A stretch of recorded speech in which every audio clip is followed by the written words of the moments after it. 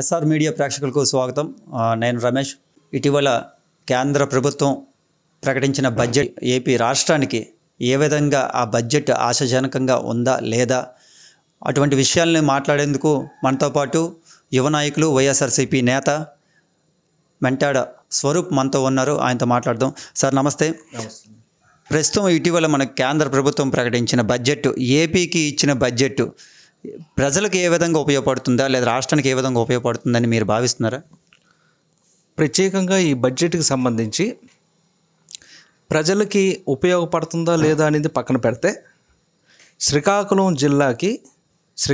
జిల్లా ప్రజలందరూ కూడా మోసపోయారని చెప్పి ఈ సందర్భం తెలియజేస్తున్నా. కారణం ఏంటంటే ఈరోజు డిబేట్ జరుగుతుంది. 15,000 కోట్లు అమరావతి రాజధానికి కేంద్ర ప్రభుత్వం ప్రకటించింది, పార్లమెంట్ సాక్షిగా ప్రకటించింది అని చెప్తున్నారు. అది లోనా గ్రాంట్ అనేది పక్కన పెడితే అది 200% నిర్మలా సీతారామన్ గారే చెప్పారు.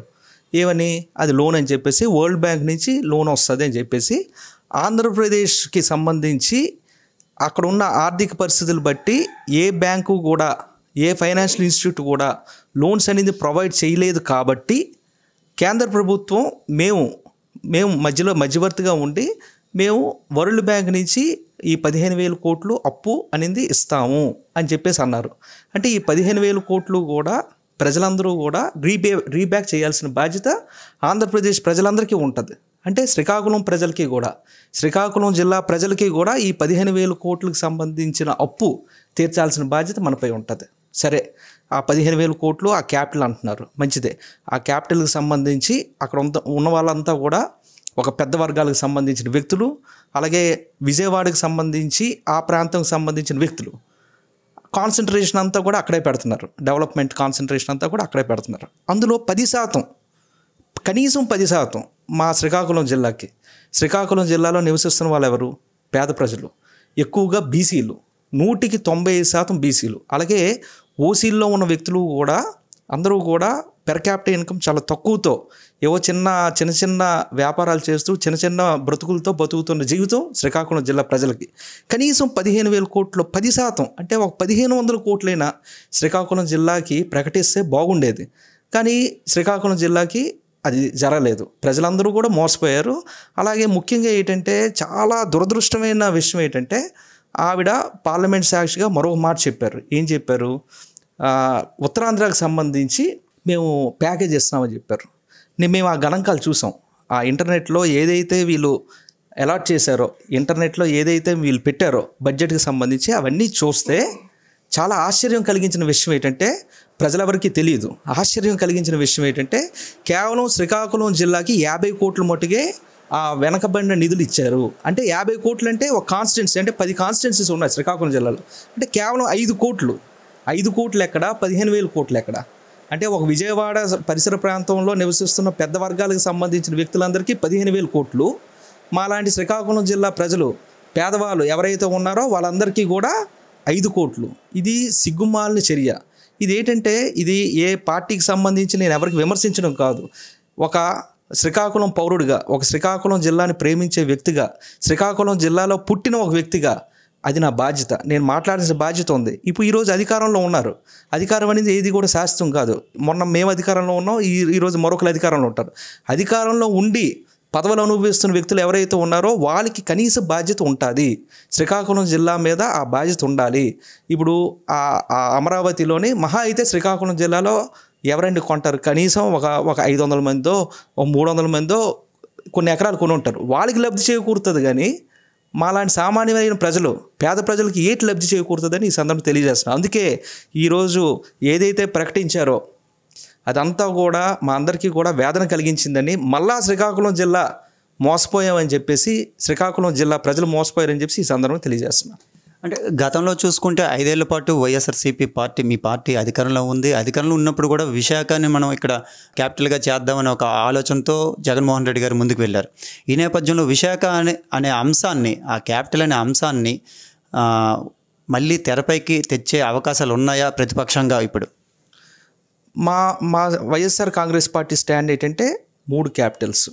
అంటే మూడు కూడా అంటే రాయలసీమ కానీ, సెంటర్ ఆంధ్ర కానీ, లేకపోతే కోస్టల్ ఆంధ్ర కానీ, ఈ మూడు కూడా డెవలప్మెంట్ అవ్వాలి అనే ఒక ప్రక్రియతోనే 3 పదాలు పెట్టి ఇక్కడ ఎగ్జిక్యూటివ్ క్యాపిటల్ అని చెప్పేసి పెట్టడం జరిగింది.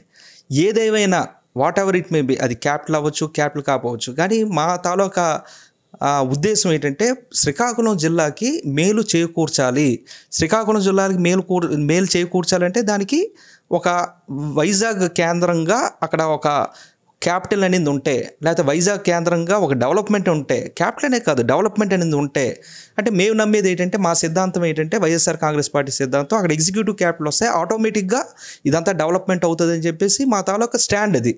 ఆ స్టాండ్ తప్పవచ్చు, అది వేరే విషయం. కానీ ప్రజలు ఏదైతే ఈరోజు మ్యాండేట్ ఇచ్చారో తెలుగుదేశం పార్టీకి, ఎన్డీఏ పార్టీకి ఏదైతే మ్యాండేట్ ఇచ్చారో దాని ప్రకారం ఈరోజు మనకి శ్రీకాకుళం జిల్లా, అట్టడుగు అయిన శ్రీకాకుళం జిల్లాకి ఆ నిధులు కనీసం 10%, 1500 కోట్లలో ఒక 10% అయినా ఇవ్వకపోతే అది సమంజసం కాదని సందర్భం తెలియజేసి, అదే కాదు ఈ 15,000 కోట్లు కాదు, ఎంత అన్యాయం అంటే ఈరోజు రైల్వే బడ్జెట్ పెట్టారు. రైల్వే బడ్జెట్లో మళ్ళా అమరావతికే 2,000 కోట్లు అనౌన్స్ చేశారు. ఎంత అన్యాయం అంటే అంత అన్యాయం. అక్కడే అంత కాన్సన్ట్రేషన్ చేస్తున్నారు. అలాగే ఐకానిక్ బ్రిడ్జెస్ అంటున్నారు. అలాగే ఏది పెడితే అది, అంటే విజయవాడకి సంబంధించి రైల్వే జోన్ అని చెప్పేసి ఒక 50 ఏళ్ళకి సంబంధించి 50 ఏళ్ళు ప్రణాళిక అని చెప్పేసి ఈరోజు ఫండ్స్ అలాట్ చేస్తామని చెప్పేసి అంటున్నారు. ఇవన్నీ కూడా తప్పులేదు. మన రాష్ట్రం అభివృద్ధి చెందాలి.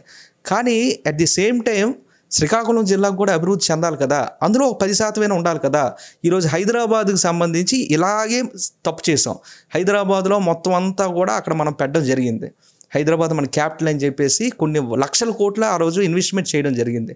ఆ రోజు ఏం జరిగింది, హైదరాబాద్ నుంచి మమ్మల్ని పంపించారు. శ్రీకాకుళం జిల్లా ప్రజలకు కానీ, ఉత్తరాంధ్ర ప్రజలకు కానీ అందరికి కూడా పంపించారు. తట్టా బొట్టా కొట్టుకొని మనం ఇక్కడికి వచ్చాం. ది సేమ్ సిచ్యువేషన్ మళ్ళీ అమరావతిలో రేపు జరుగుతుంది, జరగదు అనడానికి ఏంటి ఉదాహరణ? ఆల్రెడీ మనం ఒక ఎగ్జాంపుల్ మనం పొందాం కాబట్టి డీసెంట్రలైజేషన్ ఎప్పుడు ఉండాలి తప్పించి ఒక దగ్గరే కేంద్రీకృతం చేసి డెవలప్మెంట్ అనేది పెడితే మేమందరం కూడా అన్యాయం అవుతామని చెప్పేసి ఈ సందర్భం తెలియజేస్తాం. అలాగే ఈ 15,000 కోట్లు అప్పు కానీ, లేకపోతే ఏదైతే ఈ రైల్వే జోన్ సంబంధించిన కానీ, లేకపోతే ఈ రైల్వే ట్రాక్స్ ఏవైతే ఉన్నాయో ఇవన్నీ కూడా ఆ 20,000 కోట్లు 30,000 కోట్లు ఏదైతే ఇన్వెస్ట్ చేస్తున్నారో అదంతటి కూడా అప్పుకి తీర్చే బాధ్యత శ్రీకాకుళం జిల్లా ప్రజలు, సగటు ప్రజానికానికి కూడా ఉంటుందని ఈ సందర్భం తెలియజేస్తూ, అందుకు మాకు డెవలప్మెంట్ కావాలి, మాకు కూడా అలాట్ చేయండి. కేంద్ర మంత్రులు ఉన్నారు కాబట్టి పెద్ద ఎత్తున వాళ్ళు అక్కడ లాబింగ్ చేసి శ్రీకాకుళం జిల్లాకి ఒక మంచి ప్రాజెక్ట్స్ తేవడం కానీ, ఒక మంచి ఇన్వెస్ట్మెంట్స్ తేవాలని చెప్పేసి ఈ సందర్భం తెలియజేస్తున్నా. అలాగే ఇన్స్టిట్యూట్స్ ఏవైతే ఉన్నాయో కేంద్ర ప్రభుత్వం విభజన హామీ చట్టం ప్రకారం ఏవైతే ఇన్స్టిట్యూట్స్ ఉన్నాయో ఆ ఇన్స్టిట్యూట్స్ అన్నీ కూడా ప్రతి జిల్లాకు కూడా అలాట్ చేశారు. శ్రీకాకుళం జిల్లాకు మటుకు అలాట్ చేయలేదు.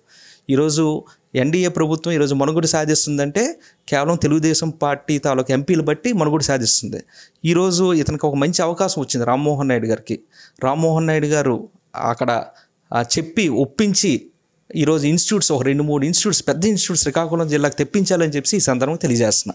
ఇవి మనం చూసుకుంటే కేంద్రం ఏపీ మీద విడుదల చేసిన బడ్జెట్ కాస్త ప్రజలకైతే ఎటువంటి ఆశాజనకం అయితే కాదని, కేవలం ఓన్లీ ఒక ప్రాంతానికి, అమరావతి ప్రాంతానికి తప్ప మనకి శ్రీకాకుళం జిల్లాకు మాత్రం ఎటువంటి నిధులు కేటాయించకపోవడం పట్ల ఆయన నిరాశ అయితే వ్యక్తం చేశారు.